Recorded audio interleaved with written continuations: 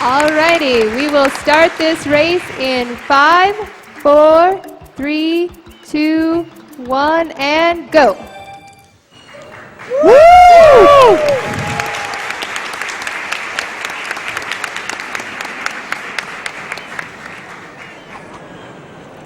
All right, so I guess we'll start off by introducing ourselves. I'm Bounceyboy. I'm Kaffelon.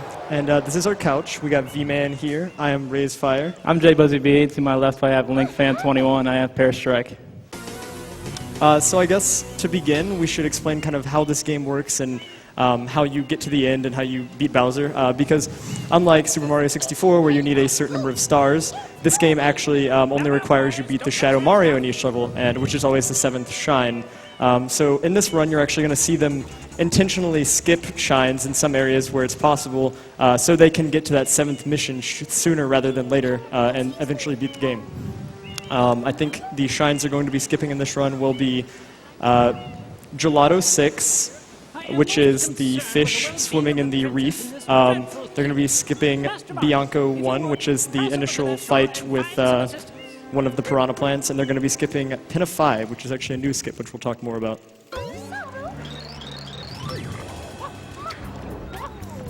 I guess also kind of to explain the hoverless category and how it differs from any other category is simply they will not be using the hover nozzle throughout the duration of the run. Believe it or not, you can actually beat the entire game with not ever using the hover nozzle, and you can actually almost 100% the game. There's only 4 blue coins in the entire game that you can't get without the hover nozzle. Just a bunch of tutorials to start off, and we'll get to actual gameplay about 8 minutes in. Yeah. This game has a kind of long intro, but we're going to take advantage of that to explain a few of the differences between hoverless and any percent. So do you want to go ahead and talk about what a GWKD is and all that?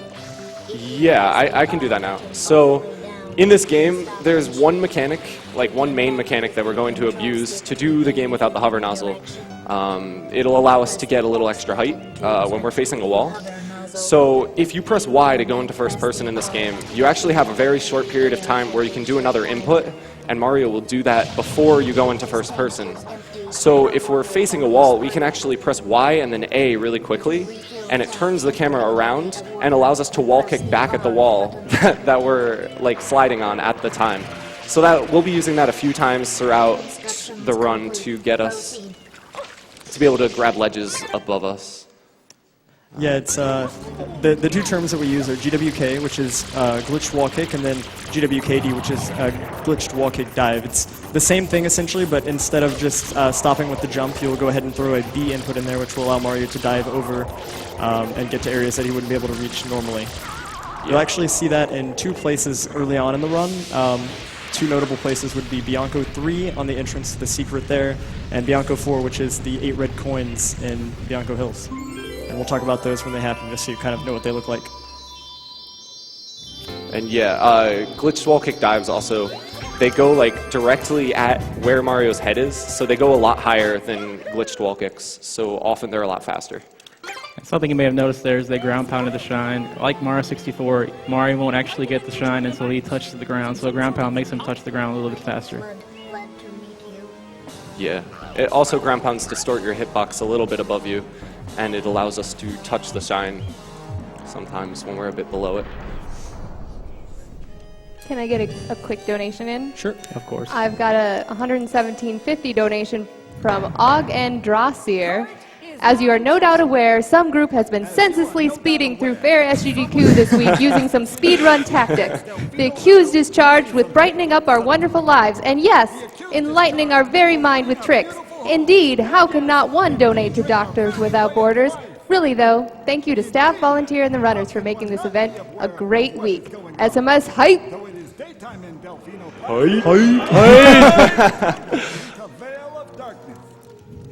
So at the beginning, there's not really anything you can do to skip these cutscenes, and one of the biggest deterrents for a lot of people that are interested in running this game is that every time you try to do a run, you just kind of have to sit here for about 6 minutes before the actual gameplay starts.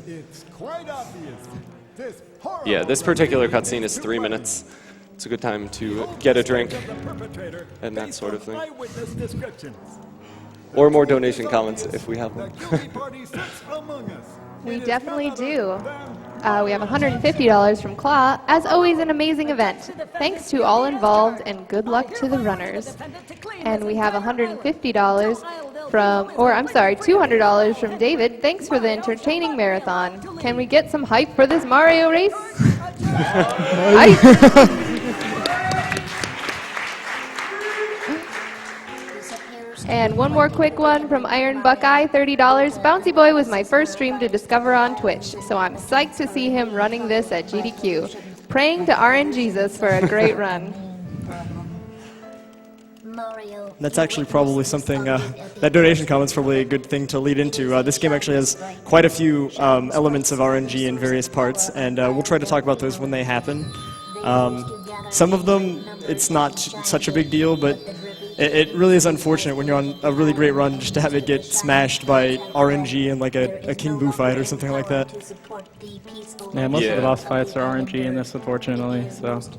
Yeah, this category has a lot more RNG than any percent does, but it's not the worst thing. Like, it varies, but an average RNG run is not too rare to come across.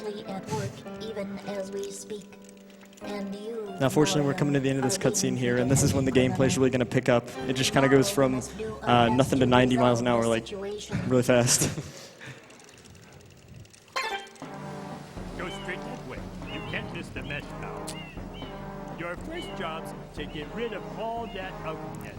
So right before we get going here, one thing that is important if you've never seen a Super Mario Sunshine speedrun is you're going to see them occasionally spray using FLUDD, and it'll kind of look like the water's going everywhere, kind of in like a shotgun style. And that's what we refer to as a spam spray. You're going to see them do it right at the beginning. You see Kaffelon does it there. It allows you to uncover and clean off large areas of goop in a very short amount of time. And it also allows them to do a water slide, which you also saw at the beginning there. It's actually one of the fastest ways to get around when you've got a long distance to travel in this game. You can only do it too because you have to mash RNA really fast, and you might even hear it on the headset. Yeah, also the spam sprays, they spray a lot of water in like a short period of time. So if we're chasing a Shadow Mario and he's in the air and we get close to him and jump and spam spray, we can do a lot more damage to him that way and knock him down quicker. The only problem is you want to be as close as you can for that, but sometimes if you get too close, you hit him, and the get-up animation for running into Shadow Mario is the longest one in the game. How long is it, like 3-4 seconds? Yeah, ridiculous like that? It's just ridiculous. It feels like 30. Yeah, it really does. He takes a little break.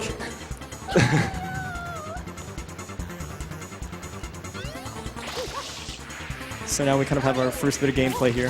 The first thing we're going to be doing is trying to stop Shadow Mario while he's trying to take away Peach. And then he'll go back and go into Bianco Hills where we'll start our first section.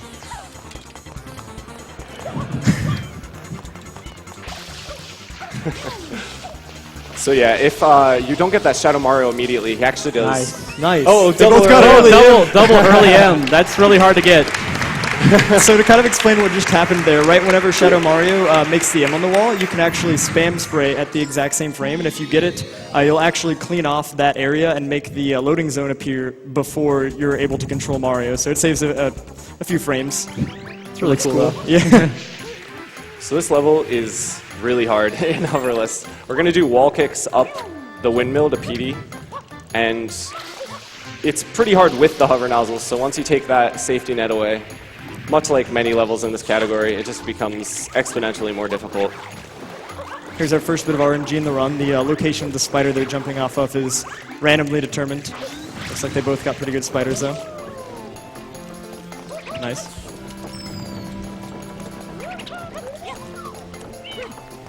And Kaf is up there. Yeah. Nice. Bouncy's going now as well. Nice. And they both make it up there. Nice. Nice. That's really good. That can be difficult. That's a run killer when you're first starting, too. It really is. That's hard even with the hover nozzle, so... Yeah. So one thing I just did is called a Y-turn, and much like the glitched wall kicks I explained earlier, if you have forward momentum in this game, and you go into first person and you turn a little bit, that forward momentum turns with you, and it allows us to, rather than kind of dive to the side, it allows us to turn that momentum a little bit inwards towards the loading zone for this fight. Here you really see spam sprays in action because you have to take a while to fill PD up, and spam spraying fills them up a lot faster than just spraying them normally. And we do this backflip to get close to his mouth to get more water in there as quickly it's as one of the possible. fastest ways to fill them up. So this boss fight's pretty straightforward. You just kind of spam spray, ground pound, go to his side, and rinse and repeat. Takes 3 hits, and then you're done. And PD's dead, right? He's not coming back. Oh yeah, definitely not. If only. Yeah, so that PD fight, he actually, if you stand in front of him, he'll take a while for him to turn around and open his mouth. But we learned a long time ago that we could just manipulate him by standing 90 degrees or more to his side, and he'll immediately turn to you and open his mouth. So here they're going to be entering into Bianco 3, the first of the secrets, and you're actually going to see what we were talking about with the GWK in action. They're going to use it to get up onto a ledge that generally you're not able to get up to unless you have the hover nozzle. Yeah, without a GWKD, you actually need to use the spider once again to get here, and it's really slow. So we do this instead. I've got a $100 donation from Kyle. You said 700K before the end of Luigi's Mansion. Where's the ambition? Let's do it before the end of SMS. I like the way you think, my friend. Here's Kaffelon. Yep, He gets Kaf it. Nice. gets Oh, And Bouncy gets it Yeah, as well. there we Nice. That was really good. Yep.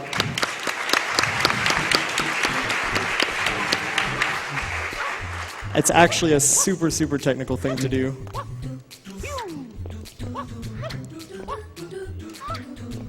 So these secrets are ones that they do both in normal 80% and hoverless. So to these guys, they've probably put hundreds of hours into this. It might look easy, but all of the secrets take quite a bit of practice when you're first getting going. They only get harder from here. Yeah. Yeah, 3 is easy. All right, so coming up is Trapple Skip here. The thing is, when you go back to Delfino Plaza, there's these cutscenes that load as you see on bouncy screen, and that's just because there's something you can do in Delfino Plaza. So what they're doing here is they want to go here and unlock Rico Harbor, which will get rid of that cutscene from coming back every time. But after they beat PD, there's like a cutscene that plays, and normally they have to watch there and watch it play. But there's a little bit of time during the cutscene where they can go back and actually enter the Bianco portal, which saves them 15 seconds of actually having to walk to the portal after the cutscene is over. And you get to see this really cool animation that you wouldn't get to see otherwise. Really, Yeah. the game can't handle it. See Kaf's going for it now. Yeah, that's great. And he should get it. Nice. There it is. Mario's kind of light And Bouncy everywhere. going for it as well. Nailed it. Nice, guys. Nice.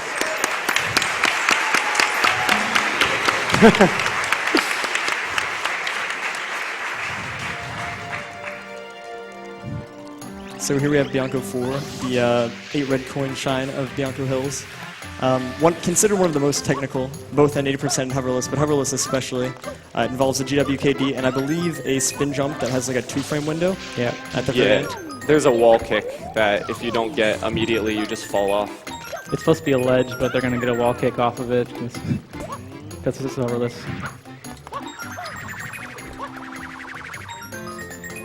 Both doing very well so far.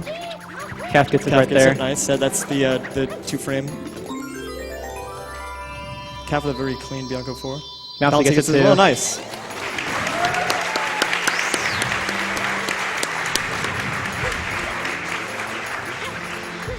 Now these red spinnies are actually on cycles, and because they're fast enough, they have it timed pretty much to where they can do dive jumps off of these things to where they don't get hit, but they can also hit the shine, which speeds things up a bit.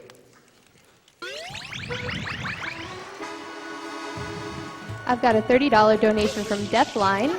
Good luck to both Bouncy and Kaffelon. Absolutely amazing SMS runners. The SMS community is hyped to watch this race. Also, here's hoping that PD and King Boo will not troll. Let definitely. Bouncy decide half and Kaffelon decide the other half. Yeah, These PD's are, coming up right now, Yeah. actually. So getting up to where PD is pretty difficult in this just because there's a really big hill. And we need to get a lot of height with the spin jump. And yeah, if you could explain momentum spins. That would be Right, cool. sure. So Cap just did it right there. basically what a momentum spin jump is it's where your input is Bouncy gets it too, nice. tight enough to not do a spin jump, but or loose enough to not do a spin jump, but I guess tight enough to where he spins quickly. And if you do that, when you do a spin jump, you actually have a bit more forward velocity, which allows you to go farther and get to places, again, that you wouldn't otherwise be able to reach. It's all about messing with the physics in this game. Yeah, just the looser spin jump gives you a little extra hype. So this is the real first case of major RNG in this run. Uh-oh. The patterns that PD decides he wants to go in this part of the game is randomly determined. As well as the whether or not he gives you tornadoes. Right. Yeah. Some of the spots are kind of determined, so when one bouncy guy, he's guaranteed to go over the wall, but Calf got a really good starting spot. It's not too much if PD doesn't fly for too long.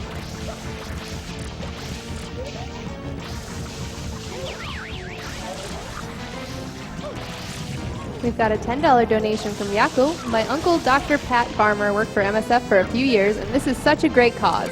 Coincidentally, Mario Sunshine was his favorite game. Get dem shines. So I'm not getting very good RNG here, but Cap could be getting. Yeah, Cap's Yeah, doing all right on it. Calf looks like he's going to get the second best RNG. Ooh. And here you can just see how big of a difference getting good RNG on this level versus bad RNG makes. I think it's an upwards of 45 seconds. Ooh. Yeah, it can make Alright. 45 seconds of difference. Oh no. Bouncy getting a potentially very bad pattern. Oh, Oh, he's being really mean.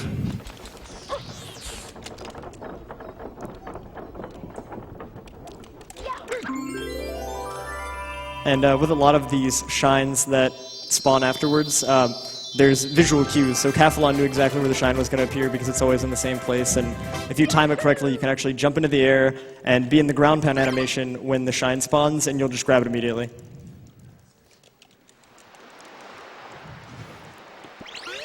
So like I said earlier, Gelato's now open now, so they're going to go take care of that so they don't get cutscenes every time they go back to Delfino. Yeah, each event cutscene in Delfino Plaza takes 2.5 seconds.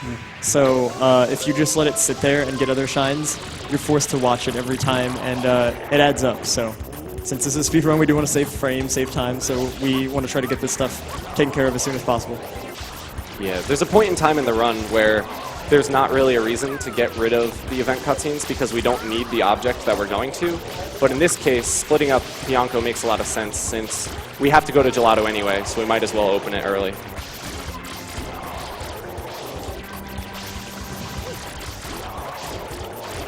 Now this is really where the run begins to differentiate from the normal any percent route that a lot of people use.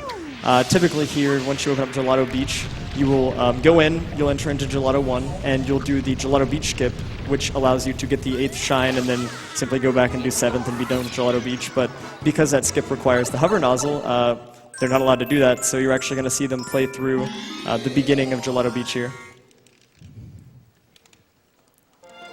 Alright, Bouncy's going to start up the water slide during this cutscene because they'll move Mario forward closer to it. Saves about a second or half a second. Yeah, if you have momentum going into a cutscene, Mario, just for some reason, he preserves that somewhat during the cutscene and allows us to be a little closer to the level. So Kaffelon entering into the first secret shine of Gelato Beach.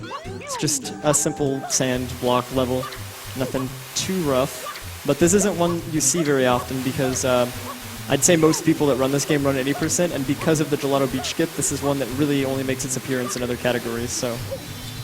Yeah, so in the normal any percent run, we do Gelato Beach skip, which most people have heard of, and it involves using a coconut and hovering, but since we can't hover, we can't do that. So we have to do it a different way, and that way doesn't work until Gelato 6. Oh, the sandbox are so trolling. Yeah. Again, because the secret is one that you don't see a whole lot, most people don't practice it nearly as much as the others, so it's nothing too tricky, but it can get you. So Kaffelon entering into Gelato 2 here. In this level, you have to get rid of the what are their names? Plungalos. Plungalos, yeah, it's Yeah. something really particular. And all you have to do is go up onto the satellite dishes you see there, spray them so they're stunned, and then ground pound to knock them off. However, it is a bit of RNG because the location of them on the satellite is randomly determined, and depending on how lucky you get, it can take a bit longer than other. And that GWK calf just hit off that wall. It's pretty hard because a lot of that wall likes to eat your input. So yeah, you didn't have perfect RNG there, but pretty good. Yeah, the second mirror on this level is much more difficult than the first, though sometimes the first one, the 3, can be really spread out, and you want them to be close to each other because you ground pound on the opposite side that they're from. We have a $30 donation from ToonFan. Great job, everyone. Keep up the excellent work. We also have a $10 donation from Darvmeister30, who just says, "Hi, Kaffelon."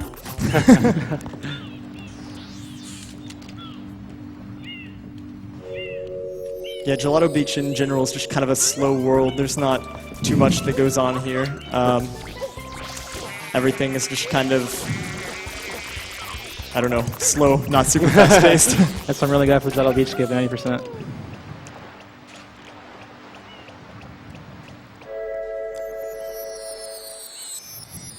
So Kaffelon finishing up Gelato 2 now. Bouncy moving on to the second section. Oh, yeah. Bad RNG there. yeah, you can get really unlucky here, and the mirrors can just be impossible to get to. And that was the case there. It didn't end up costing too much time, though, because the Plungalos are in good spots.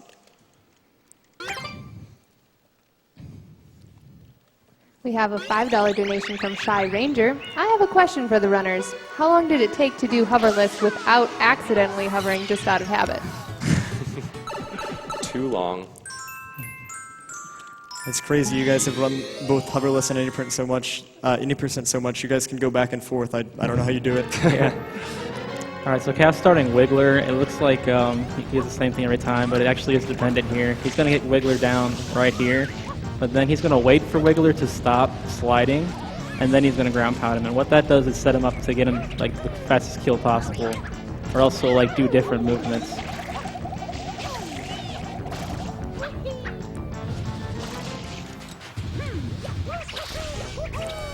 But yeah, again, just another example of showing how slow Gelato Beach can be as a world. In the Wiggler fight, you know, he's just spending a lot of time sitting around waiting. There's not really anything he can do to speed up the process. Yeah, the run really picks up after Gelato. But yeah, it used to be considered RNG where Wiggler went, and people used to just deal with 2 different possible ways he could go. But someone discovered that you could wait for him to stop on the first hit, and he'll always go to the same place. All right, Cat gets 3rd hit there. That's actually pretty difficult to time. And Wiggler, we time it so Wiggler does not go into the water, because if Wiggler goes into the water, he can actually be too deep to hit. So you'll have to do the 3rd cycle all over again.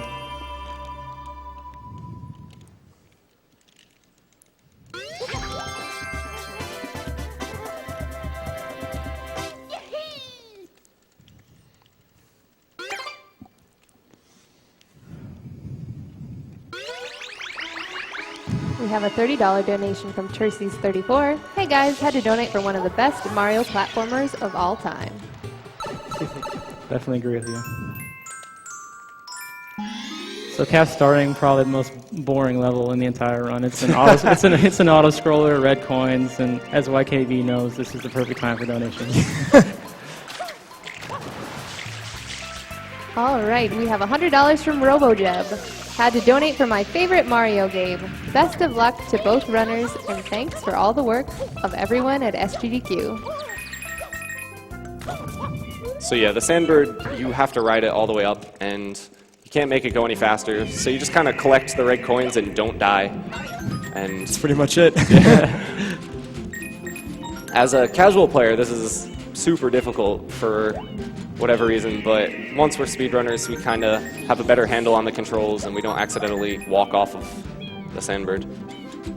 That being said, you do need to be at least somewhat careful, because if you slip off because you can't speed it up, it is a pretty big time hit. But Yeah. And dying at the end of Sandbird costs like a minute and a half. Yeah, it's a Pretty huge big time hit. loss. We have $20 from Lahar LS Blade. Tell Kaffelon to smile for once. If he does, I'll donate another $20. Kaf, only if you can smile and speedrun at the same time.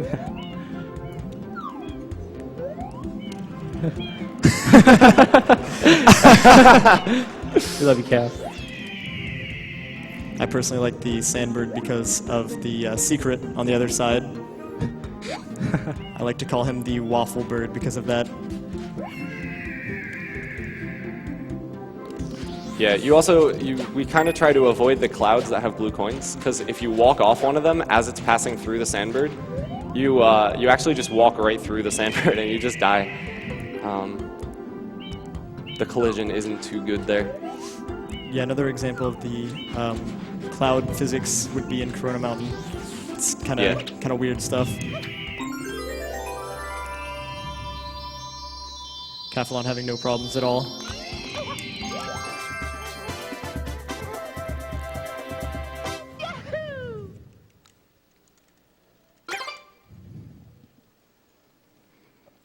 Oh yeah, Waffle Bird. There you go. Yeah, Waffle Bird!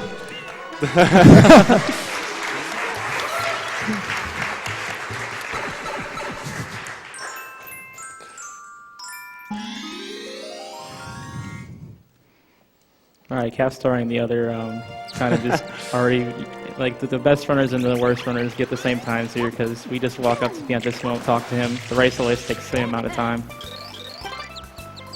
Right, if you play on a save file that's already beaten Piantismo, he'll actually speed up, but because they're starting from file select at the very beginning of the game, he'll always go the same speed and finish at the same time, so regardless of what time Kaffelon gets here on Piantismo, it won't make a difference really.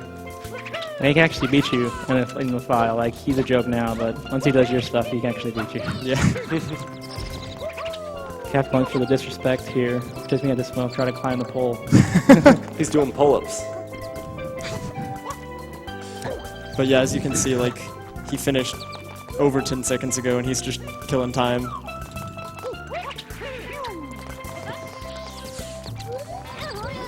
Yeah, after Piantissimo, the run picks up a lot because we go to Pinna, where there's the new skip, as well as some difficult platforming levels and stuff. Yeah, we won't finish up Gelato Beach just yet because we need something to still do Gelato Skip. Yeah, that's something interesting about Hoverless. I mentioned whenever they went into Gelato Beach that they couldn't do Gelato Skip, but because they're playing on the Japanese version of the game, they're able to do a trick when they're riding Yoshi that actually allows them to get that shine in the tube as well. But it's faster for them to come back and do it a bit later, again because of event cutscenes and the like. I've got a $30 donation from Allison Lane. I recently found GDQ videos on YouTube and was thrilled to see SGDQ would be a week later. Now we have two amazing runners playing one of my favorite games. Good luck to both of the runners. Oh yeah, kill the animals, save the frames. It's called a speedrun for a reason. We have $30 from Jin Axel. Hey everyone, been watching GDQ for a few years now and looking forward to seeing this SMS race.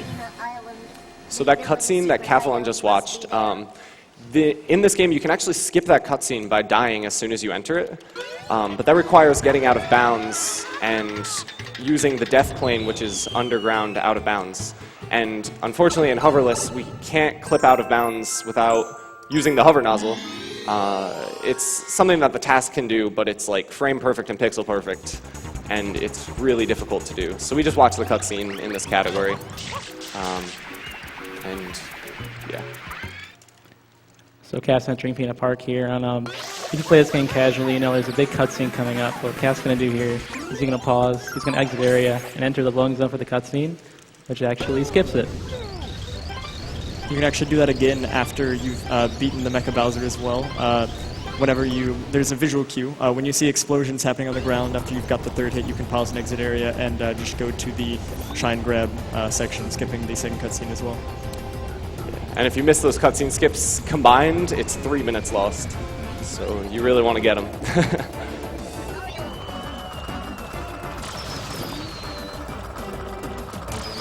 So yeah, on this level, there was a...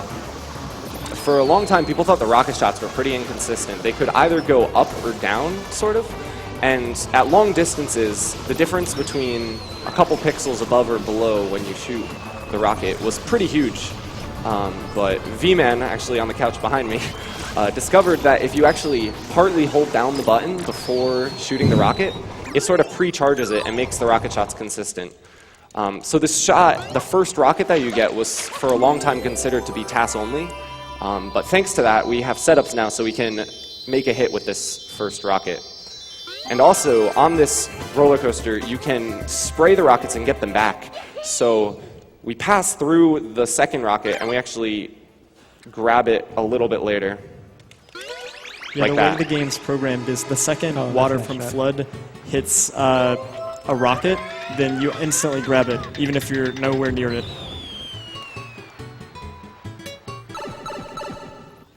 We have a $100 anonymous donation. Multi-time viewer, first-time donator. Putting 3/4 of this to saving the animals and the other quarter to... let's see. All right, the last quarter goes to naming you John Cena. All right, so normally what Cat has to do here is he has to throw 3 bombs at this Monty mole, but he's just going to jump in there with them, and in this case, save the animal. And allow him to skip right in and go into the secret. This is probably one of the easier secrets to do, just because everything is on a cycle, but it's so lenient that you really don't have to be super quick to make the fastest cycle. So you can see here he's actually waiting because he has to wait for the red things to respawn before he can continue moving forward.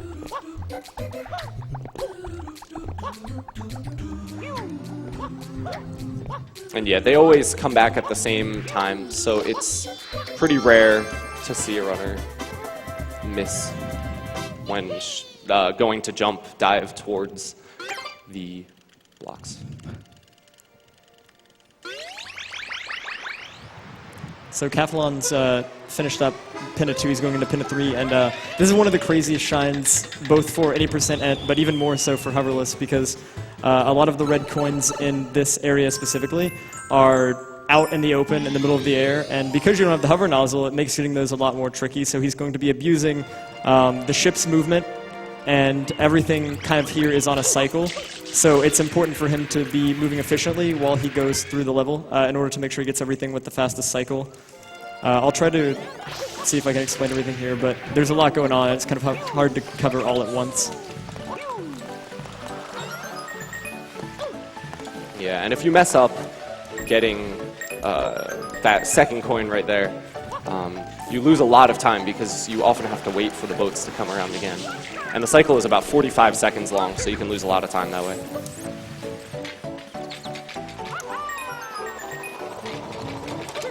So right there, what Kaffelon just did, he did another one of those sort of loose spin jumps.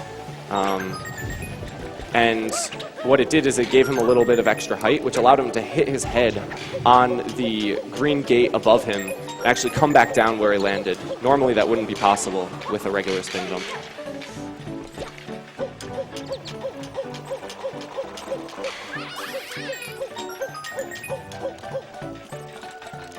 So here he has to dodge these guys. There's a side flip to make sure he doesn't clip through. Gets the coin. Nice. That was a pretty good That's red still a coins, really man. good shot Yeah, by those are good red Kaffelon. coins.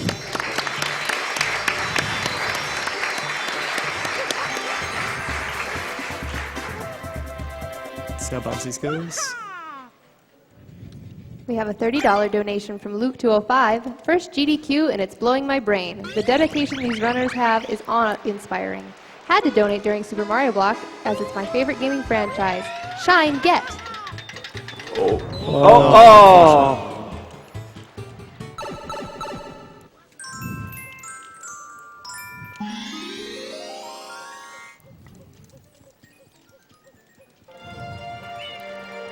So Kaffelon here entering Pinna 4. This is pretty much the same in Hoverless as it is in any percent. The idea here is... Oh.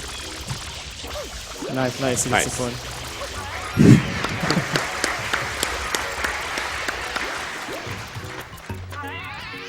So the idea here on Pinna 4 is he wants to get the attention of all 5 of these guys as fast as possible, but spaced out well enough to where he can get all 5 of them at once. I missed this one, but that's alright. Should still be an easy 2 cycle.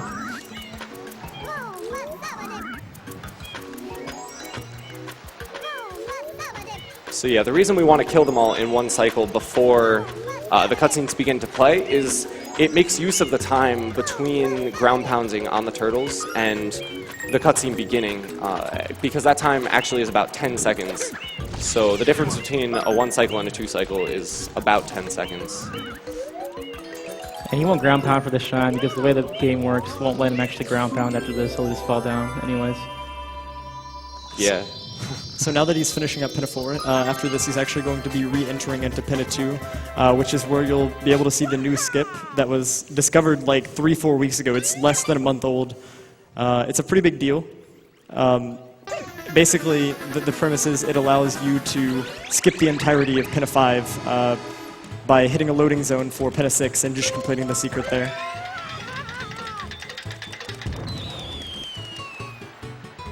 So to explain kind of how it works, what he's going to do is whenever he enters into Pinna 2, he's going to immediately get on Yoshi, whatever fruit he wants.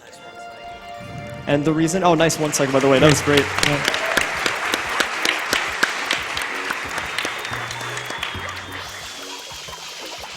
And the reason that you need to have beaten Pinna 4 in order to unlock this, or to do the skip, is because Yoshi only appears after you've beaten Pinna 4.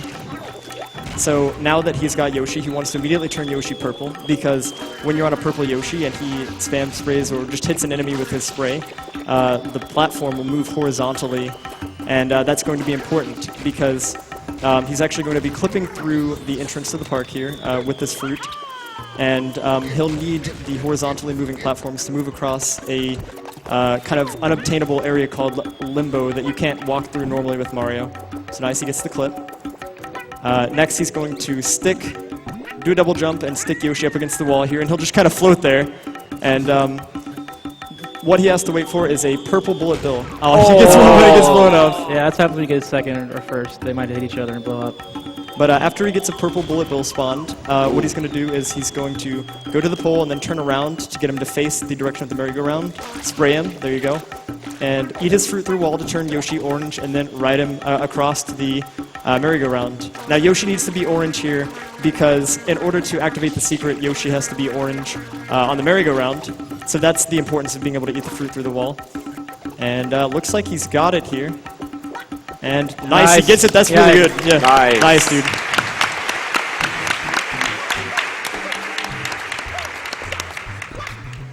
And you'll see here, once he finishes this secret, he'll actually get the 6th shine, skipping the need to do the 5th entirely.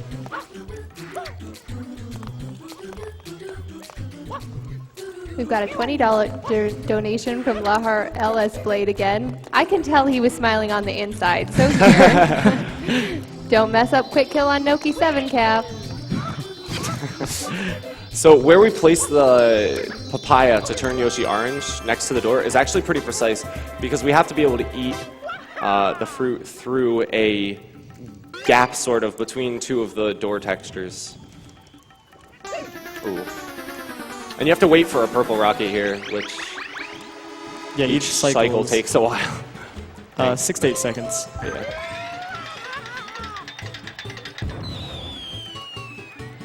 You'll see on Kaffelon's screen, whenever he goes into the shine select, that Pinna 5 is actually blanked, showing that he successfully skipped it.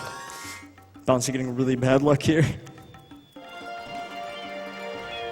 Hey. He gets one, nice. Again, goes to the pole, turns around. Has time to eat through the door. And nice. You're fine. Kaffelon finishing up Pinna Park.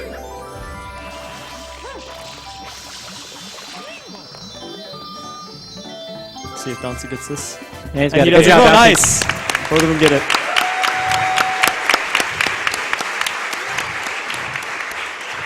You can actually soft lock doing that if you do it highest, so that's why those guys play it so safe. And seriously, both of these guys are awesome runners. They stream this game all the time. If you're not already, you should definitely give these guys both a follow. Very, very good runners.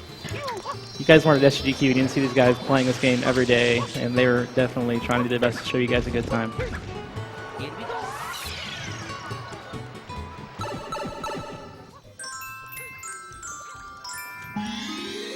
So Kaffelon here entering Rico Harbor. Rico Harbor's I mean, it's not nearly as nifty looking as Pinna Park, but it's not quite as boring as Gelato Beach. There are a couple difficult levels. Rico Harbor is a lot more difficult in Hoverless than it is in any percent. But we'll get to those as we get to them. So Rico 1's nothing too bad. Just have to do this blooper fight, same as you would do it at 80%. The idea here is you just kind of have to grab onto, we have to spray off his face so he's not slippery, grab onto his nose, and then pretty much just slap him. That's what it amounts to.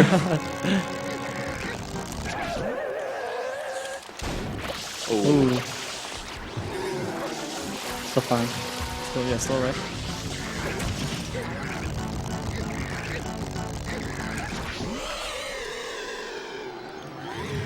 Yeah. So I lost a good amount of time waiting for a purple bullet though. And again, that's just another case of the RNG in this Yeah. game. Sometimes it's nice to you and sometimes it just isn't. But both runners on very good runs at the moment. Both playing pretty all right. I've got a $32 donation from Hef52. Hef here. Need more sunshine. It's pouring down rain here. Shout out to Kaffelon. Gotta have more hair. Hype. Hef out.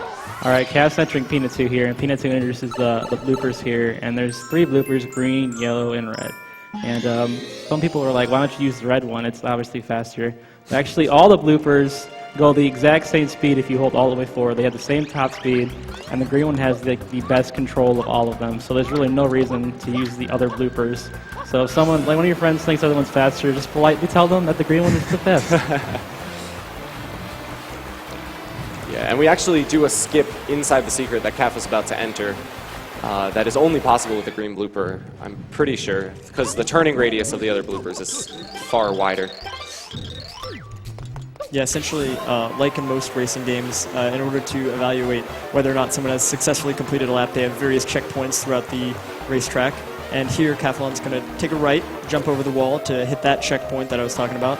And then now that he's hit that checkpoint, he can pretty much just do whatever he wants to get to the finish line. So it's faster to jump over this wall, and that's what he's going to do.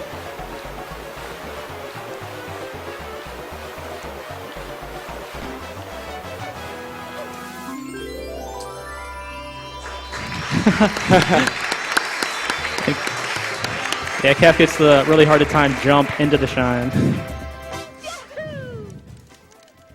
And it's super easy to actually go to the side or to overshoot that, so getting the angle and getting the right height is actually pretty tricky, so it was well done.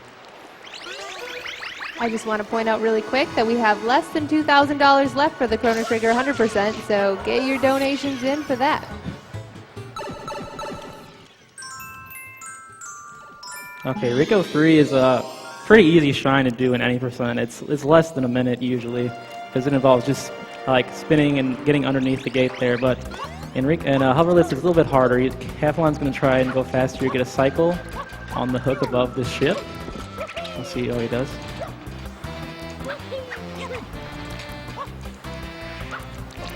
It looks like he just barely misses it. Just barely. And he has to wait a bit. I believe the cycle on the hook is around 17 seconds, so.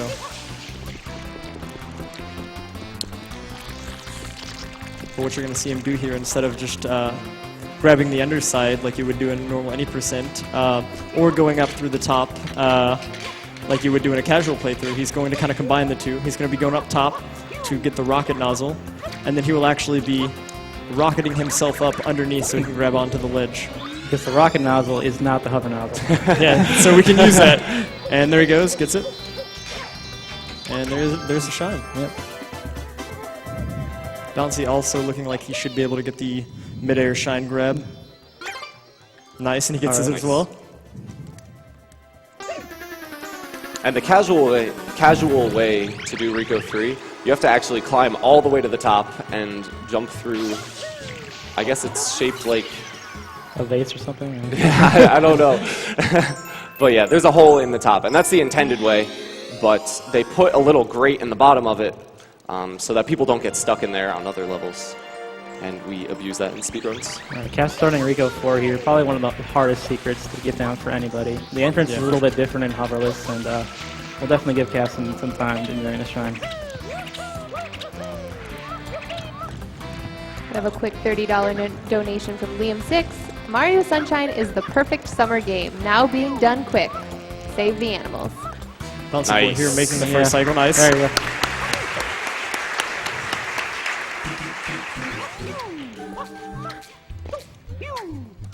So Kaffelon here entering Rico 4. Kind of the bane of both casual players and speedrunners beginning combined.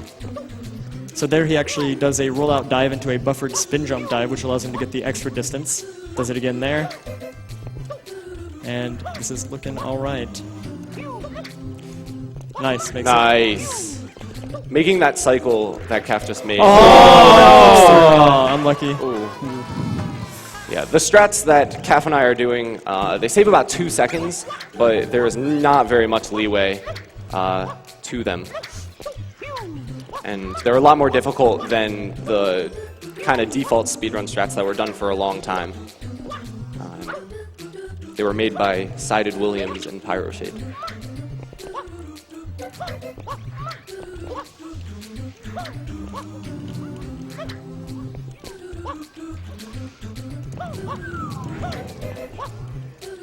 Should be good. Yeah, nice. And he gets it. Nice.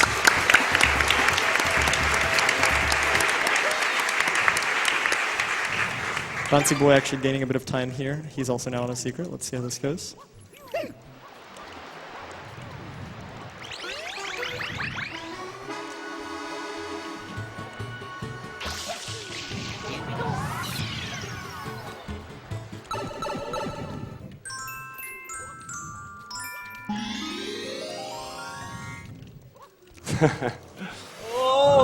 Should be okay.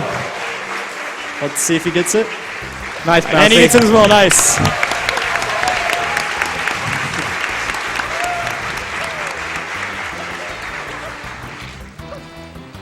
So Kaffelon here going into the repeat blooper battle. There's a really big double jump there, and there's a little lip in front of you, and you can actually hit that and it just kind of eats your jump. So Kaf does a good job avoiding that. And this fight is similar to the other one. I think really the only difference is you have to pull back his nose a bit farther. I don't know if that's supposed to be considered more difficult or what. I But think it is. The cycle boss fights need a little bit harder. We have a $50 donation from Erazerize. Good luck to Bouncy and Kaffelon on Hoverless percent. You've got this. Also, shout out to Racefire for being such an amazing human being. To see you guys grow so much is inspiring. We love and are so proud of all of you. Sincerely, the Racefire community.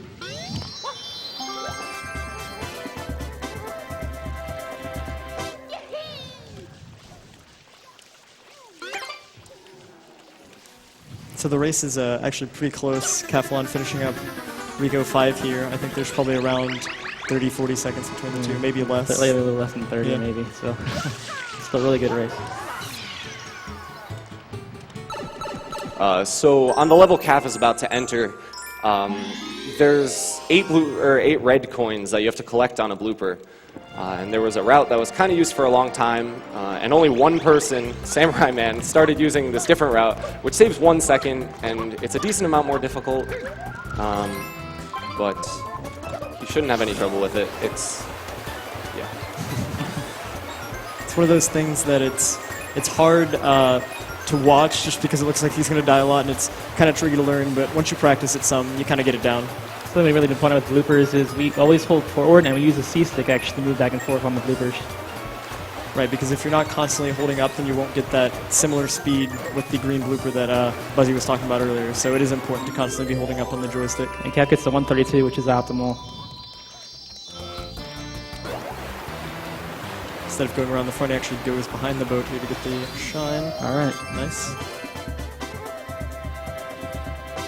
Bouncy now doing his red coins.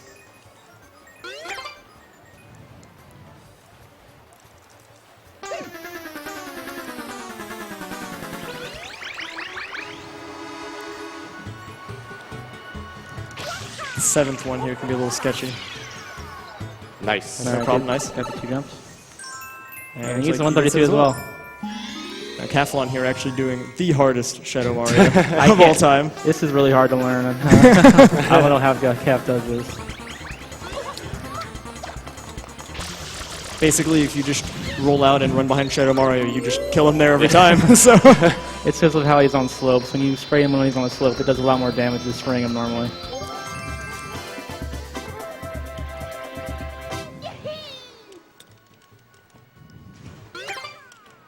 So he's going to go finish up Bianco now. And once again, we split that up because there's a lot of cutscenes early on in the run and upon entering Delfino. So doing it this way saves about 5 seconds on those cutscenes. It's a trade-off, though, because Bianco 6 is a very difficult secret. Ooh. he gets the All right, back. nice, nice backup. Nice backup.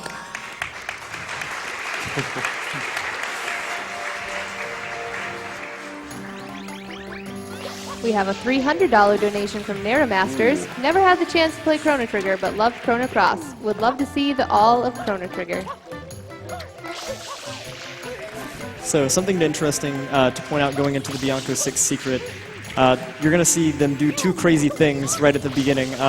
There's a wall on the right-hand side that you'll see, and Kaffelon actually goes for kind of a spin jump and a utilization of that Y turn to get a wall jump and continue forward, whereas Bounceyboy prefers an angled spin jump to get the dive. We'll see what it looks like here in a second. Also a pretty difficult secret. And here a Y turn gets the dive. Nice. Not done yet, though. You know, this secret can be very, very unforgiving. If you die at the top, it takes a while to die, too.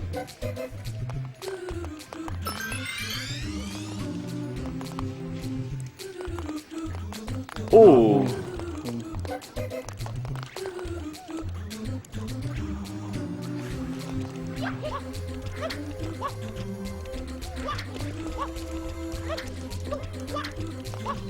And Kaffelon Kaf gets the finishing the secret. shine. Nice, man. Bouncy having to do some really ghetto backup strats here because he can't.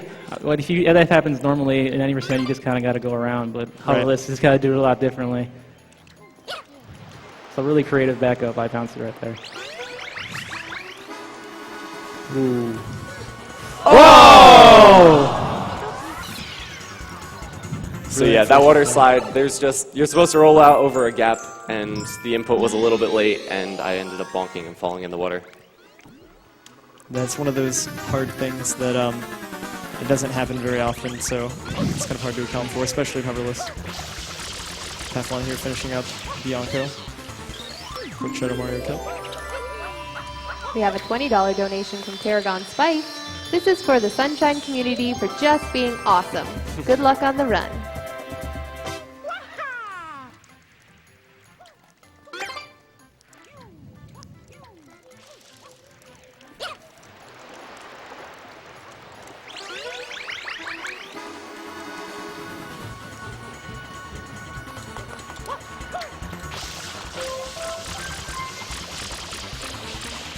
So now that Kaffelon's done with Bianco Hills, you're going to see him do a few things. Shadow Mario, you see, has a Yoshi egg, so what he's going to do is he's going to get Yoshi and do a few things that you can do only with Yoshi. So he's going to be opening up Sirena, but not going in.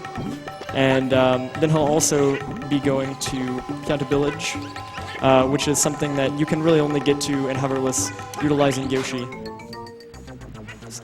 Oh, So- nice. Oh! So what he did there is he went into the sewer and then jumped out with Yoshi, and if you do that, you get a really, really high jump.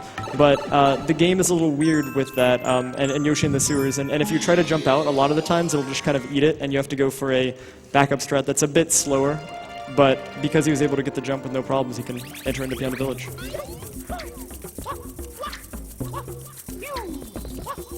All right, Bouncy finishing up Bianco 6 there. The chocolates are RNG, but they have patterns.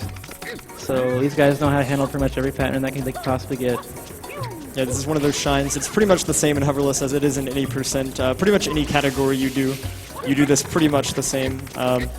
Really the only thing they can't do here is a hover slide, which is just a movement option. So execution-wise, this looks pretty much the same. Kev got pretty good RNG there too. And he pauses there, which spawns the shine immediately. Because if you don't pause, you have to wait for Flood to have a text box.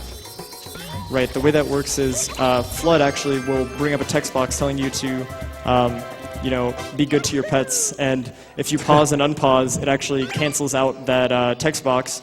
And the way the game's programmed is the shine appears after that text box goes away. So by pausing and unpausing, you actually can spawn the shine sprite faster. We have a $50 donation from Jason143. Thanks for everything you do. I love this event and watch it as much as possible. 5 years ago to the hour, I got married on the roof of the Crown Plaza, right above you. That's right, I'm watching SGDQ with my wife on our anniversary. This donation is my gift to her. After all, nothing says I love you like killing the animals. Thanks.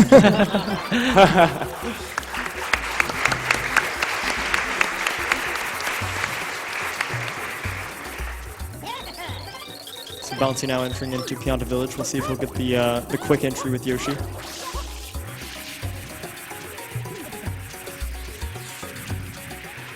He doesn't get it. Yeah, sometimes the sewer top is kind of glitchy and you just can't jump out of it. Yeah, Cass been getting it every time, so. Yeah. And with that, Yoshi is out of here. Yeah. Kill the animals. So Kaffelon on another one of the Piantismo levels, I think the second out of the 3 we're going to be doing. Again, just kind of an auto-scroller. You get to the end as fast as possible, but there's nothing you can do to really speed it up.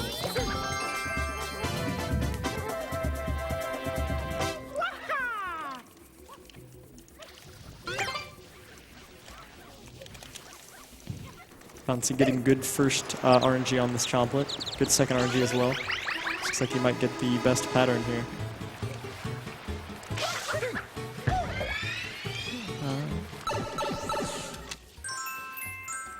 Yeah, Nice. you guys luck on that. So Calf is starting a shine that you already start without Flood, so it's already Hoverless, but the end of it is actually kind of hard because you're supposed to use the hover nozzle again on the gold mushroom.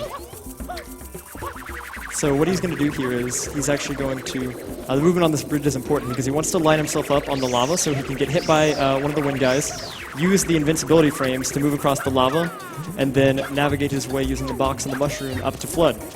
But it's not done. Since this is Hoverless, in order to get up there, he has to do a triple jump wide turn, and he gets it. Nice, first try.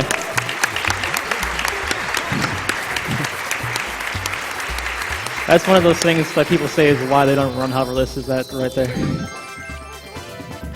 Yeah, you have to curve your momentum around the edge of the mushroom, and it's pretty difficult to do.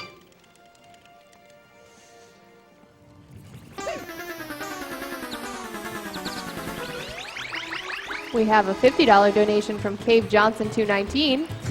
He says, Chariots, Cave Johnson here. Good work on completing our new speed test. Remember to complete our new test 100% Chrono Trigger, and don't look into the operational end of the device. All right, Calf getting good RNG there at the beginning. You can tell by the cutscene. There's 3 ways the big chain chomp can go at the beginning, and preferably he goes down the middle path or the right path because they're about the same speed. And he's going to grab the chain, and he's going to hold B on it and hold forward, which makes the chain jump actually go a lot faster than he normally would.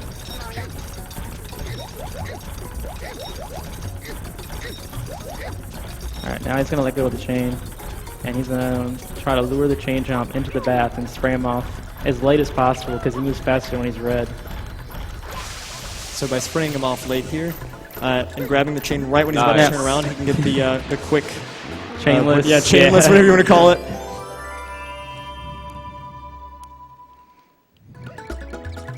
And again, this is probably one of the most RNG-heavy worlds in the run. RNG on the first shine, the 4th shine, the 5th shine, and I think that's it, but that's like around half. So. Yeah.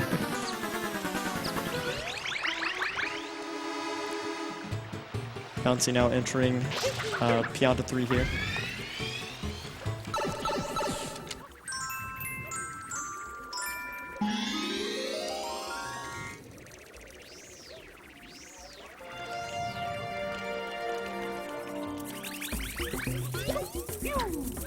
Gets up to Flood. All right, and he also gets first try. Nice. All right, nice.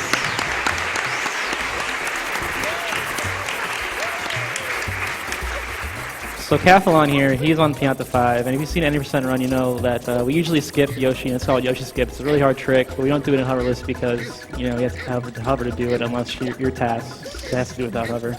So, Yeah. so he's just going to basically do the entrance normally, like he's going to jump off of Yoshi here, Y turn so he gets on the mushroom, and just get into the shine normally. And there's 2 instances of RNG on that level. One inside the secret, but also what fruit you get is RNG on Yoshi.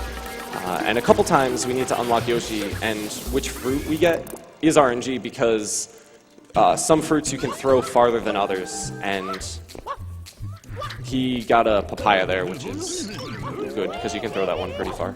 So here on the Pianta 5 secret, the movement of these little Piantas are actually randomly determined, and it's possible, if you're fast enough and you get lucky enough, that you can have... Oh, yeah, he was too far away. If the other Piantas would have been nice, he actually would have had a really good shot at early cycle there. But he gets the swag triple jump. And Buzzy mentioned early cycle. Basically what that is if you can stop the Pianta on this platform when he's on the right-hand side of it instead of the left that you see Kaffelon waiting for him to go to now, you can actually jump on his head to stop him and then have him throw you to the shine, which saves between 25 to 35 seconds if you get it, but it is randomly determined.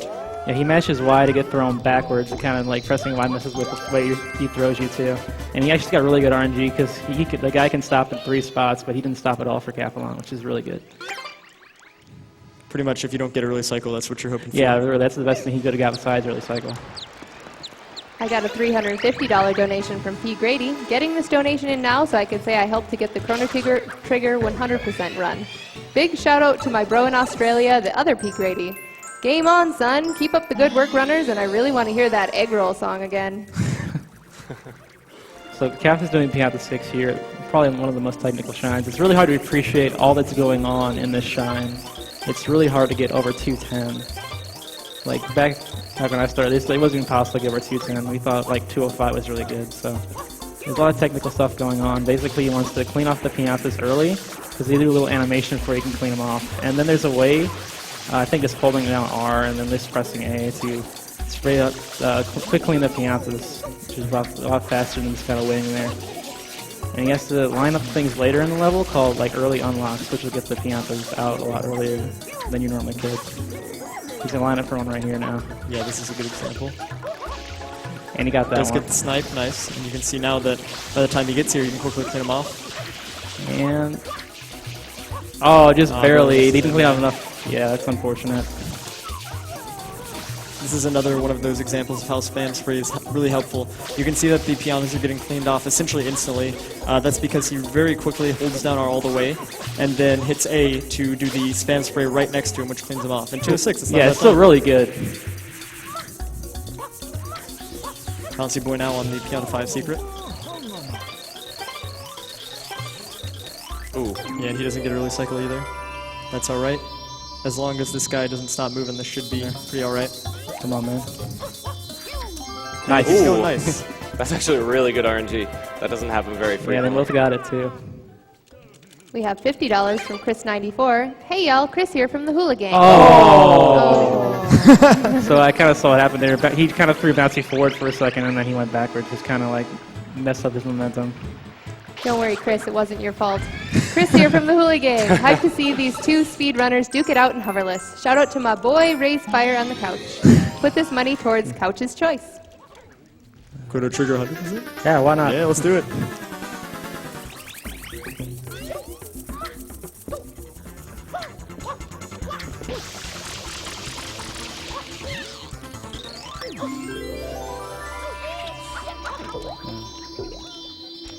I've got a timely donation from a Chuckster who gave $20 and says, I'm a Chuckster. You're not very nice then if you're Chuckster. So Kaffelon now finishing up Pianta Village. Bouncy just following this guy. Kind of coerce, get him to go a little faster. So Kaffelon's actually going to be going to perform the Yoshi skip that it's different from what you guys are probably used to seeing if you normally watch any %. I think it was mentioned earlier, but this is a JP only trick, and it is important that you have Yoshi for this, so that's why he's coming back to do it later. The idea behind it is he's going to get on Yoshi and then find a seam in the glass tube. And once you get that seam, you want to slowly walk into the tube. And right before Yoshi clips back out, he's going to hit X to make Mario jump off Yoshi and then hit L to quickly ground pound. And if he does it correctly, it is pretty precise, then, then he should be able to grab the shine. In normal 80%, it saves around 10 minutes. It's not nearly as big in Hoverless, but it is a time save still, and since this is a speedrun, we want to save time. It saves going over into that barrier reef over there and dealing with RNG coins that can be really annoying and go into the wall. So this is much better. So in the meantime, we've got Bouncy here doing his Pianta Village. It's got a pretty good start so far. You'll see here he angles the camera on Kaffelon's screen to get Yoshi to begin to walk in. He's going to slowly walk, and right before he gets out, he'll do that. Nice, and he gets it first try. Nice.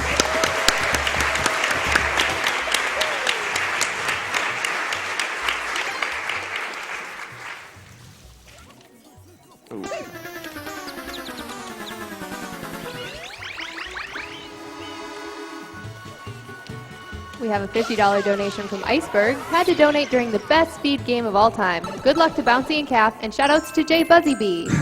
Shout out to Iceberg on the couch back there. Donations go to Jay Buzzy's choice. Kill the animals. I'm a speedrunner, I'm used to it. Bouncy getting an okay time as well.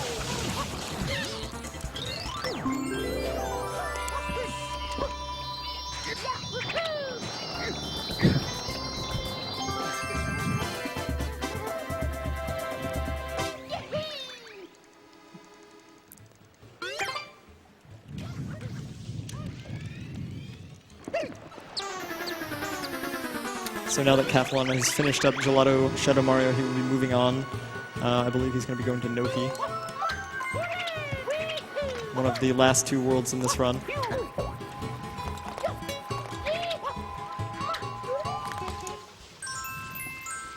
Alright, Noki is probably the hardest, both of these have said probably the hardest to execute in Hoverless. There's a lot of technical movement involved on the cliffs. Bouncy likes to get those beads down right there. They weren't feeling it this time. So what you see him do there is in air he begins a spin jump, and in this game if you do a normal jump and then spin jump in the air and then hit A, it'll actually perform the triple jump animation. It'll get the added height, which is good for trying to get high height in a short amount of time. Very good movement on this Noki one so far.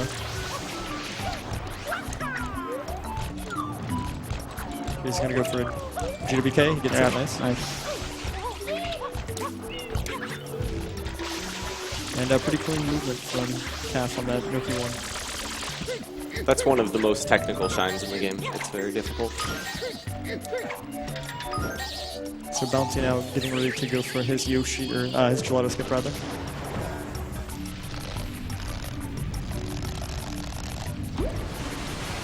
I've got $10 from Sebastian Lazari. Sunshine is my favorite speed game. Have watched runs for both Bouncy and Kaffelon so many times that it's impossible to choose one, so good luck to both of you guys. Also, this reader is doing an awesome job. Keep it going. Oh, thanks.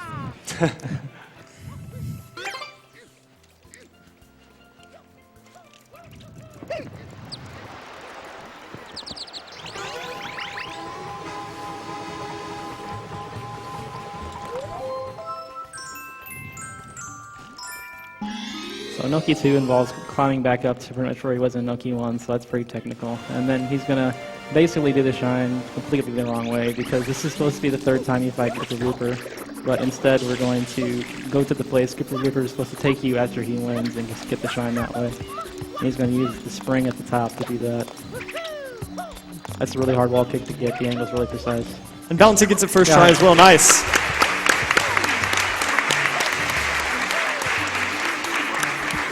Alright, we'll see Calf do the clip right here. He's going to line it up, dive, and he should get this. Yeah, this angle is pretty lenient here on Noki 2. And he gets it as well, nice. Crazy stuff going on all over the place. Hard to keep up with these two guys. I've got some good news, everybody. Chrono Trigger 100% has been met. Hey.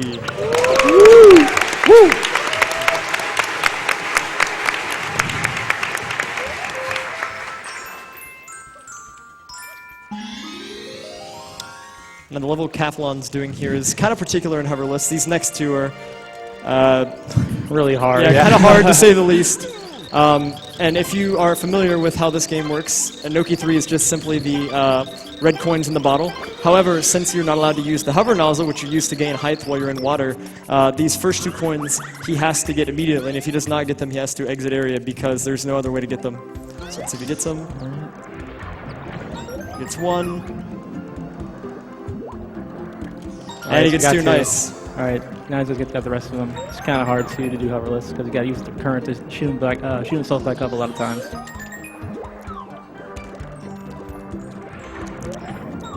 Now an interesting thing is when Mario is on the base of the bottle here, you can actually just navigate him using the joystick. It's really kind of weird. It looks kind of funny, but it works. So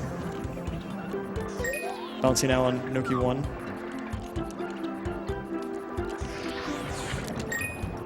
Bouncy doing the Y turn here to get the angle. Oh, misses.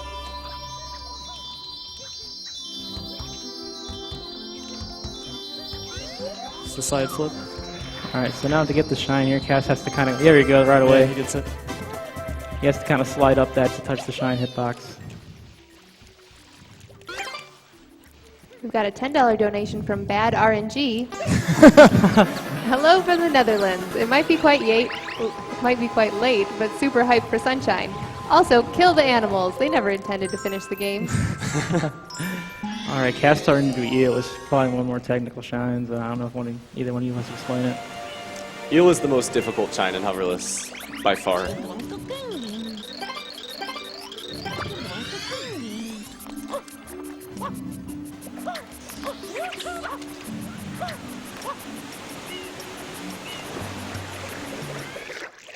Alright, I'll speak now to explain eel. So, the eel has 8 teeth, 4 in the middle and 4 on the side. You wanna, with the strat I do, you wanna space it out perfectly so that you spray the side teeth to make him go down.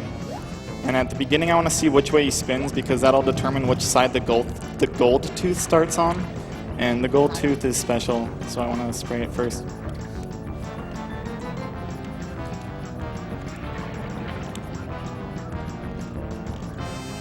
Policy with good movement on Noki 2 so far.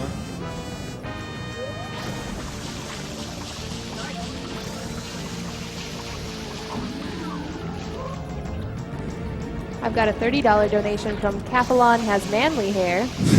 Super Mario Sunshine was the first game I got with my GameCube when I was a kid. It is amazing the dedication you guys have to be absolutely destroying this game and the hours I spent playing this in my childhood. This money is going towards Chrono Trigger 100% because it will be awesome. Good luck with the rest of your run. You see Calf there is cleaning the teeth from the side there. Yeah, an interesting thing about the eel is it looks like Kaffelon's just spraying at the side of the eel, but he's actually hitting teeth because, for whatever reason, hitboxes on the sides of the eel tend to not exist a lot of the time. And again here, when the eel is all the way down, he's able to clean off teeth as well just through his mouth. And he gets a really good eel. Nice. Nice, Calf.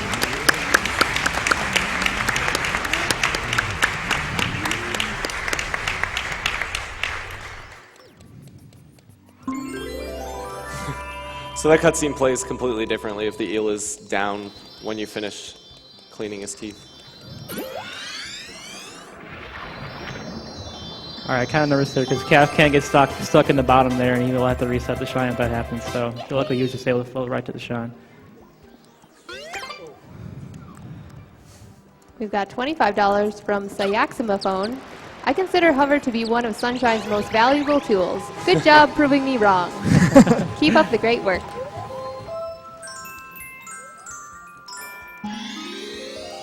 It's Kaffelon now entering into the third and final Piantissimo race.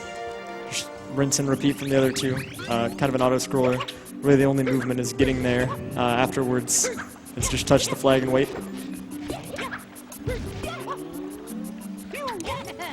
So kind of a small thing he does there. If you hold left on the joystick whenever you finish that rollout and you're close enough that you, or far enough away that you won't hit the wall, Mario will instantly get pulled up onto the same platform as Piantissimo and begin the talk for the race. Saves a few frames, nothing major. We've got $25 from Nathan52. Finally played Mario Sunshine for the first time earlier this year, and I'm so happy to be able to finally watch it at a GDQ. We've got $100 from Germensch Marco. Big thanks to Team Germensch for the German restream. Rummel Kappa.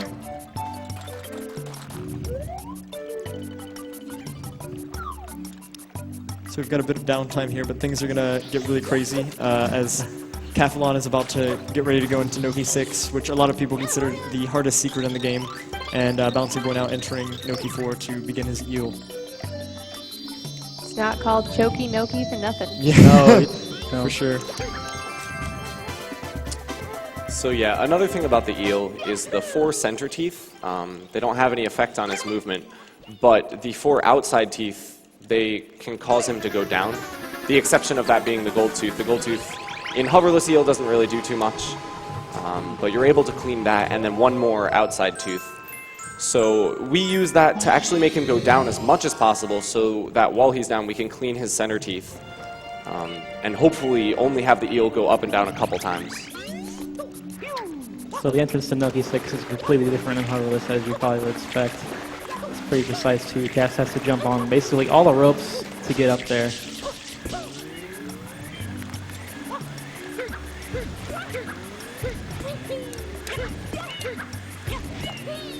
And you see Kaffelon doing a ground pound. That can happen sometimes.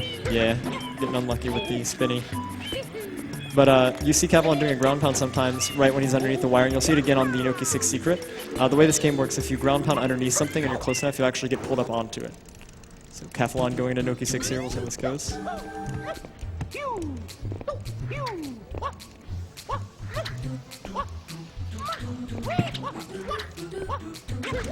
There's that ground pound again.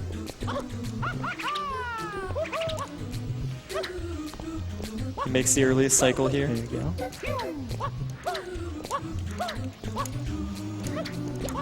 And here he's going to go for something called Pyro Kick. Nice. He gets it nice.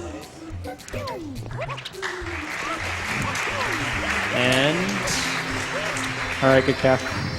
gets a shine, nice.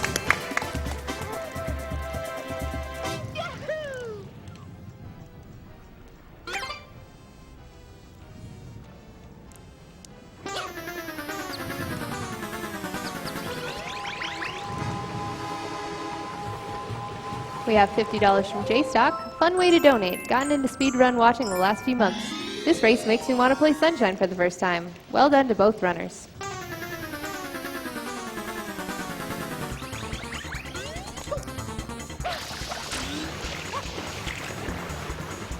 He's looking like he's going to be finishing this. Easy to say.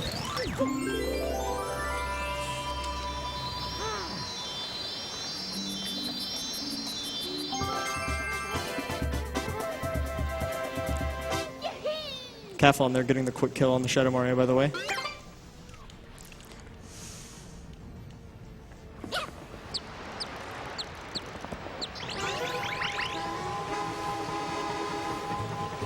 And all right, good job, gets Eels Bouncy. on ice.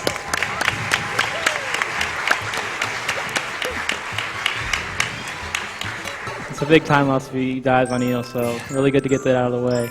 Yeah, the eel is super hard even in standard 80%, so you remove the hover nozzle and it becomes about 10 times harder.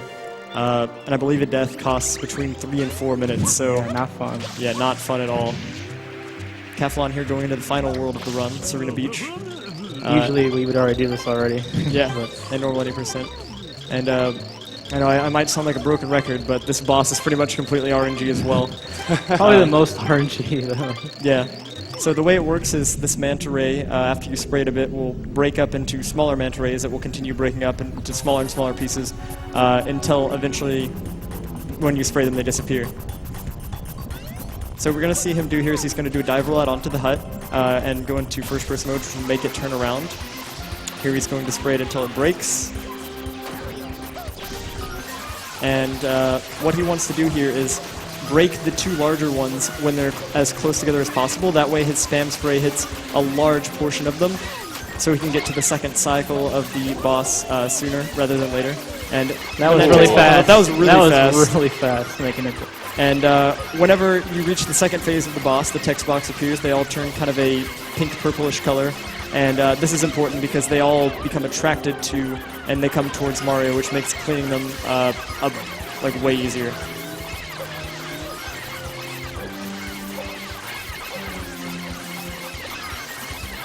That was so fast. That was That really, was really, so really fast. good.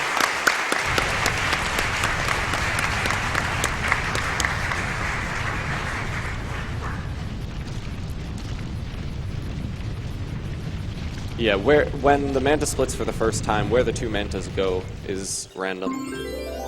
And you like them to stay close together, but sometimes they kind of go all over the place. So We've got a $30 donation from Good RNG. Hi, Kaffelon. Just wanted to say that I'm a huge fan. Oh, and Bounceyboy, sorry about that. I'll make it up to you after the race. We'll hopefully see good RNG in a few shines. yeah. It's Bouncy now entering Noki 6 and Kaffelon entering into Sirena 2. My two least favorite secret shines combined. Yeah. The entrance and the secret are both terrible.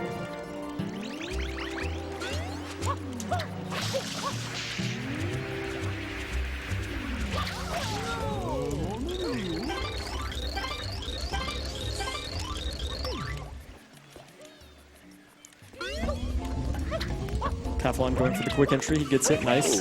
Oh, And nice. he's in. Nice. That was Dodging really good. moves are hard.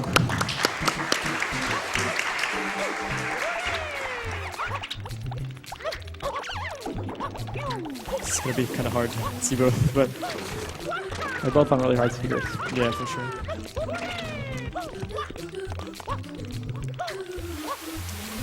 Kaffelon with the spin jump dive. And there's another one. Nice. Bouncy looking like he's going to make the first cycle as well. So Cat's about to go for a momentum spin jump here.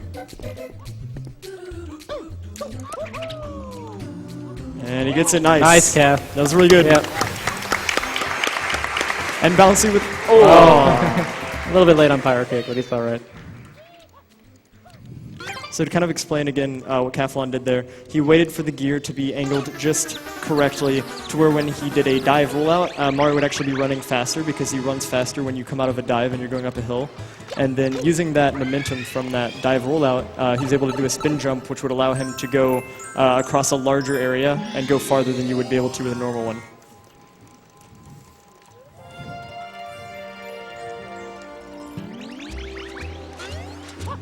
We got a $50 donation from Twinkle Biscuit. Just wanted to say thanks to all the runners for coming together to show off their hard work. Thanks to everyone working behind the scenes to put on this awesome event as well. Last year I was soft and saved the animals. They've lived a good life. Now kill them all. So normally this shine is a really long puzzle around the hotel, but what Cat's going to do here is he's going to take the banana and banana split. And go right in. There we go.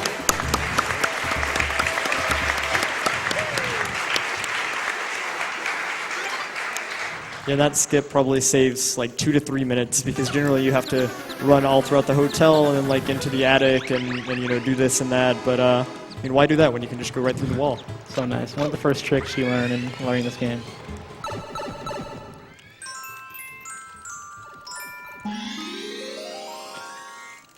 So Cat's going to do something crazy here pretty soon. Getting into the casino, you're supposed to do a number of slots. They're RNG basically, and like they open a curtain and then you got to do more, kind of spray some panels, and it's really, really weird and it wastes a lot of time. So normally there's a ledge really high up above there for some reason that you can just grab onto and then slide hop the clip through the wall. But in Hoverless, Cass can't hover up there, so he has to do a really precise spin jump. And he's going to have the wall kick up there. See if he gets it. Nice. And he gets it nice. There we go.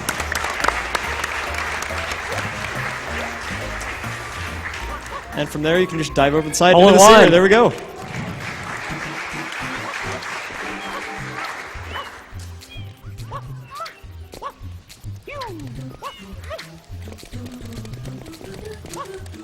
Another momentum spin jump.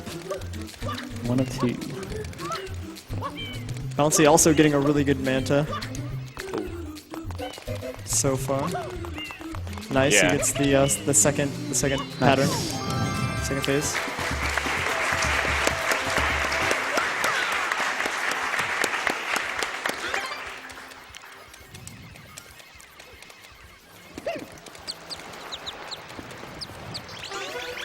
$20 from Andy249. Greetings from Puerto Rico. Watching this great event with my better half on her birthday. Happy birthday, Griselle. Okay, so good RNG donated a little bit earlier. Hopefully he's with Kaf for this shine. Because King Boo is purely RNG. What's going to happen here is ideally he will get King Boo dead in 6 cycles. He'll start with fruits. 5, yeah. So he'll start with fruit, and then he'll want question marks for enemies, and then he'll want fruit again, question marks, and then fruit. That's perfect RNG. But unfortunately, it doesn't happen all the time. And to kind of explain that a bit more, the way that the game is programmed, you cannot have 3 fruit cycles. You can't even have 2 fruit cycles in a row. So in order to get perfect RNG on this King Boo fight, you want to get fruit initially, 1 of non-fruit to kind of reset it, then get fruit and then non-fruit and fruit again to finish. And enemies are the fastest thing to get. You don't want bubbles. Oh, the bubbles. So Kaf walks forward here to trigger King Boo to come up a little bit earlier.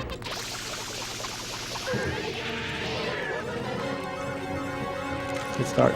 Good start. Meanwhile, Bounceyboy entering into Sirena 2.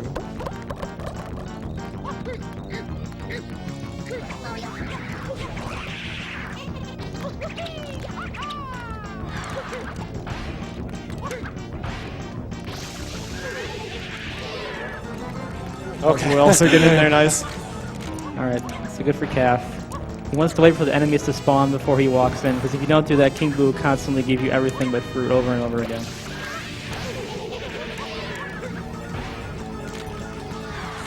Yep, extra cycle right there.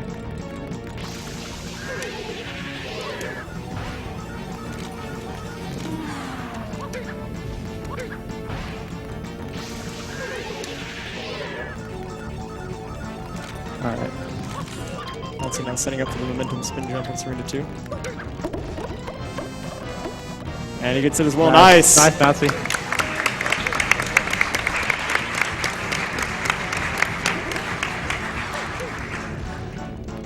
We've got $50 from Zemtor. First time watching any Super Mario Sunshine speedrun. These guys seem to be doing an amazing job. Keep up the good work.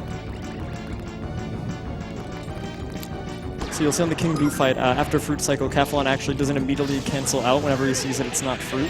The reasoning behind this is if you cancel out too early, the enemies, without letting them spawn, then you'll never get fruit again. So it's important that after you get a Fruit Cycle, you have to at least wait for the enemies to appear before you cancel them out.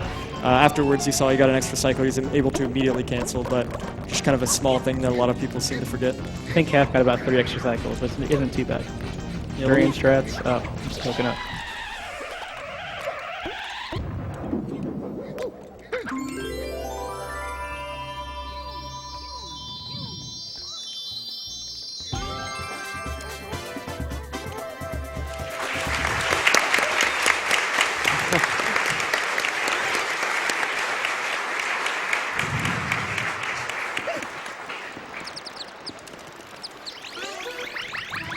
So Kaf is coming up on Sirena 6 now, and that level is the only level that makes the Japanese version of this game a little bit worse.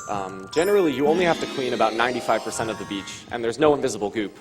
But on the Japanese version, there's 3 extra text boxes, I think, and on top of that, you have to clean far more goop, and some of it is invisible. Yeah, you'll see on Kaffelon's screen here, whenever he misses a tiny spot, you'll see that he'll immediately stop spam spraying and clean it off, and that's because the Japanese version is so strict that if you don't take the time to do that, then when it comes to the end of the level, he won't be able to get the shine because the game will still consider the beach as uncleaned. Another little strat he does there, the ground pound on the barrel. It immediately refills your water tank, so just kind of a small thing. Bouncy going for the spin jump. Entry into Sirena 4.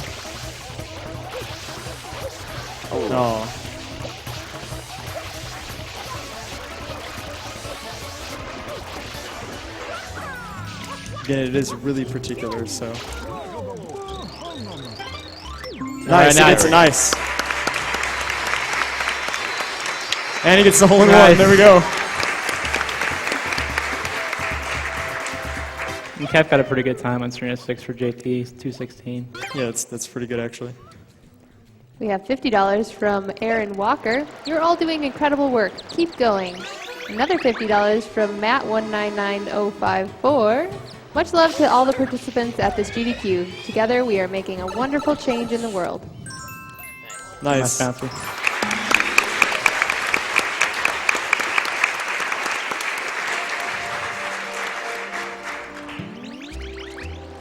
So what Bouncy did is another example of the momentum spin jump, but it's particularly tricky because since you aren't on a one-way sloped or flat surface, getting the angling is kind of weird since you're on a moving cube. Kaffelon here finishing up Sirena, which is actually the last world. After this, all he has is Corona Mountain and we're done. It's a pretty nice kill on Shadow Mario as well.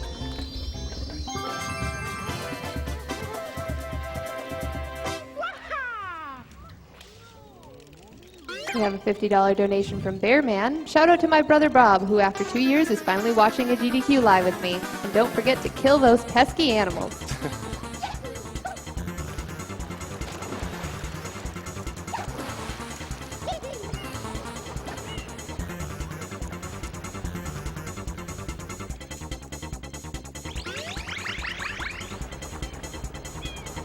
So in the past, we've actually found ways to clip into Corona Mountain where the loading zone for Corona Mountain is.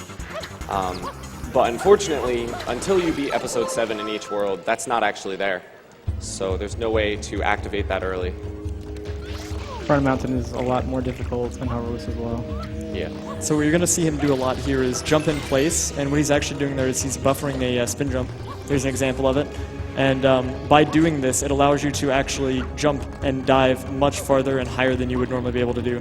And that's crucial because if that were not a mechanic, you would not be able to do Corona Mountain Hoverless. As you can see, he's barely making these even with that added distance.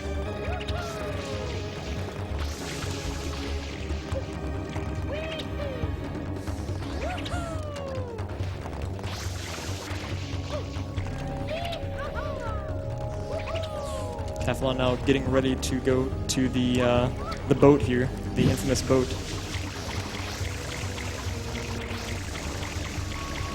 But as you can see here, he's not even remotely scared. Just nails the speedboat, man. No problem. Yeah.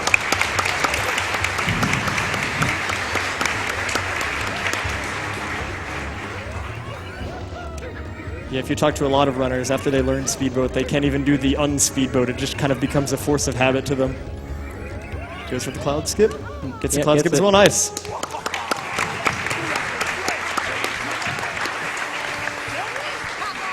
So at this point, Kaffelon has pretty much beaten Hoverless. He has to use the rocket nozzle the rest of the way, so he doesn't have to worry about hovering for the rest of the run. My God. Bouncy getting really bad luck on the King Boo fight right now. My family vacation.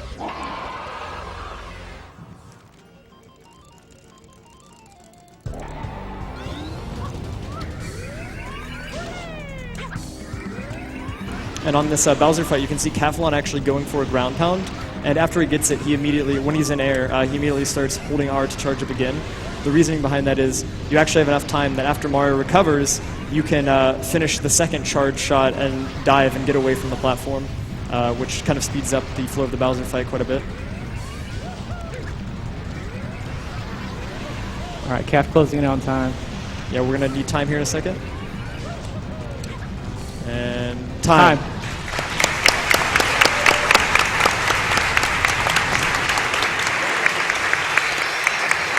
133.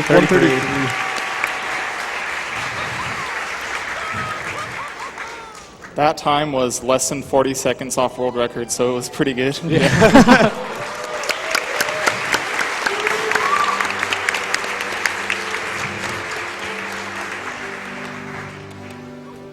Bouncy now doing his Sirena 6 here.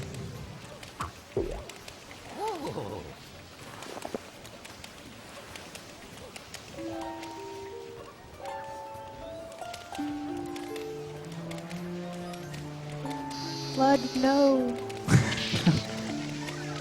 Don't cry. You can come back. Was I assessed?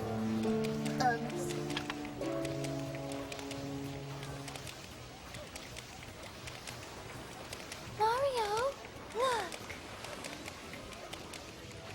Bouncy also with a 216, not bad. And you can see at the end there just how tight the threshold is for getting the shine to spawn. The beach was pretty much entirely cleaned off, and he just kind of had to spam spray for hopes that he would get little tiny specks of goo. Yeah, it looked almost entirely cleaned off, but there was a little bit of invisible goo left. Have a donation from Neutral RNG, $50. Hey, where's the love? In all seriousness, though, this has been such an amazing thing you guys are doing. Raising money to help Doctors Without Borders is an amazing cause, and it is such a pleasure to watch you guys break the games, whether RNG screws you up or not. Keep up the great work, and save the animals or save the frames. Come on, don't tell me a good speedrunner can't do both. Fight that Mario again. That's right, boy. Well put, son. The Royal Koopa line is as strong as ever. But for now, let's just rest a while. Now all we have left is to do Corona, and we'll be done.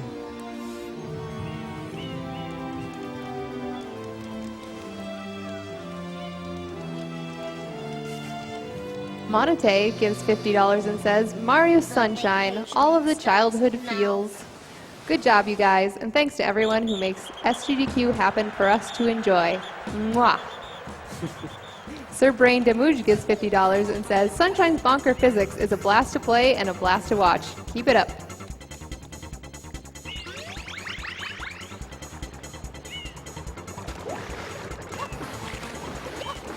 Really the only part of Corona Mountain here that's super different than Hoverless is the beginning with the platforms, because once you get to the boat, after you get off, you immediately get the rocket nozzle anyways, so this is kind of the tricky part at the beginning. We have an $80 donation from Cougs. Always happy to donate to a worthy cause. Good luck to all the runners, and may the RNG be ever in your favor. Put this towards sacrificing the animals for frames. Again, utilizing the buffered spin jumps here. Oh, yeah, that was really close. Really tight.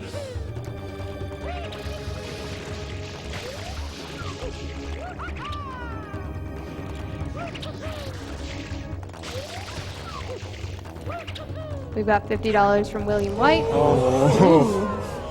This is the greatest event ever. I stumbled upon it by accident. It's a blast the whole way through. Thanks to everyone who contributes to such an awesome event and cause. Except the animals. Kill them. Bouncy also going for a speedboat. And again, Got no that. problem for him either. Nice.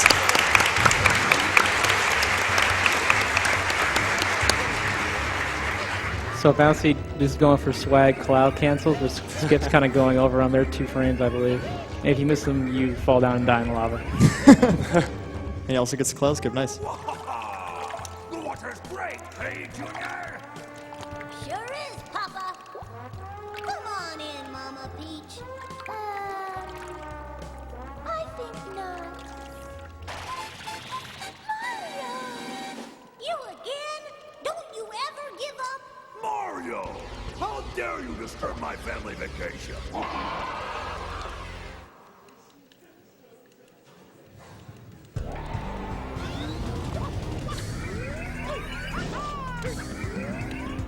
Again with the charged rockets. The 4th one is the hardest to recover from. Yeah, 3 and 4 both can be pretty tricky.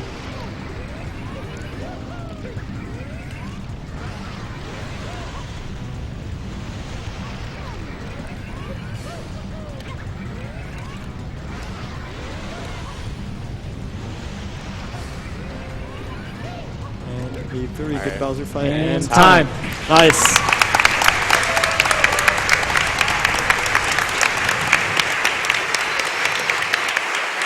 Nice, dude.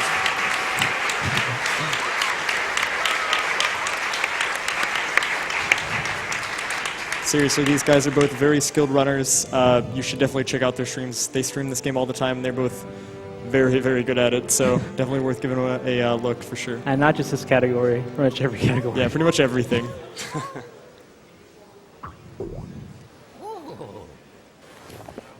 Yeah.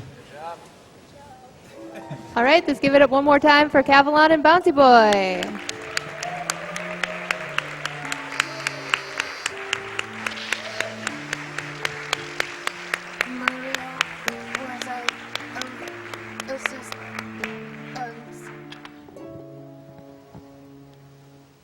Again, you're watching Summer Games Done Quick 2015. We are a charity speedrunning marathon where all the proceeds go to Doctors Without Borders.